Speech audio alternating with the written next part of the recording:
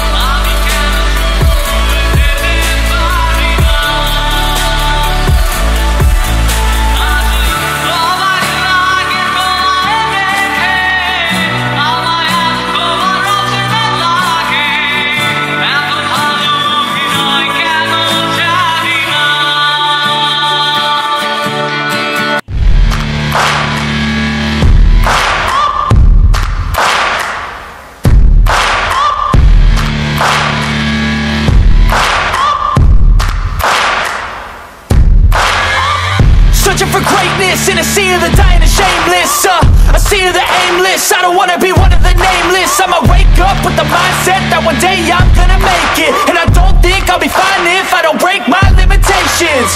Don't try to stop me, I exist to write my own story. I'll make a decision if I want some peace or if I want the glory. Yeah, don't want a life that is complacent or possibly boring. I just want a life that is. তো এখানকার আপনারা Arial ভিউটা দেখতে পারলেন, যেটা একসময় ময়লার ভাগাড় ছিল। ময়লার ভাগাড় থেকে আজকে রিসাইকেল করার পরে সুন্দর একটা বিনোদন কেন্দ্র হয়ে গেছে, যেটা দেখতে অনেক সুন্দর এবং প্রতিদিনই উপচে পড়া ভিড় থাকে এই জন্য মানুষের কাছে। আর যেটা বলতেছিলাম, বঙ্কিমচন্দ্র চট্টোপাধ্যায়, যার হাতের এই যে সেই গাছ,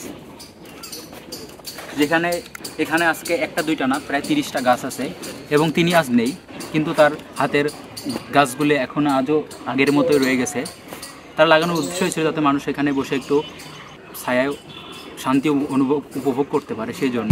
এবার আসুন ছোট্ট করে বঙ্কিমচন্দ্র চট্টোপাধ্যায়ের সাথে আমরা পরিচিত হই, যার জন্ম হয়েছিল ইন্ডিয়াতে 1800, যদি ভুল না বলে 1832 সাল। এবং তিনি এখানে আসছিলেন বাংলাদেশে 1858 সালের দিকে এবং দীর্ঘ 32 বছর এখানে চাকরি করেছেন। পাশে আপনারা দেখতে পারবেন, আমাদের এখানের পরে আমরা দেখাবো জেলার রেজিস্ট্রি অফিস, যেখানে তিনি অধ্যয়নরত অবস্থায় ছিলেন 32 বছর, যার আয়ত্তের ভিতরে ছিল ঝিনাইদহ, কোটচাঁদপুর, যশোর এবং শৈলকুপা। এবং তিনি এখানে প্রায় 32 বছর চাকরি করার পর আবার ভারতে যাওয়ার পরে তিনি সেখানে মৃত্যুবরণ করেন। বঙ্কিমচন্দ্র চট্টোপাধ্যায় মূলত একজন সাহিত্যিক, তবে তিনি বিশেষভাবে পরিচিত হন একজন ঔপন্যাসিক হিসেবে। বাংলা সাহিত্যে আধুনিক উপন্যাসের জনক বলা হয় তাকে।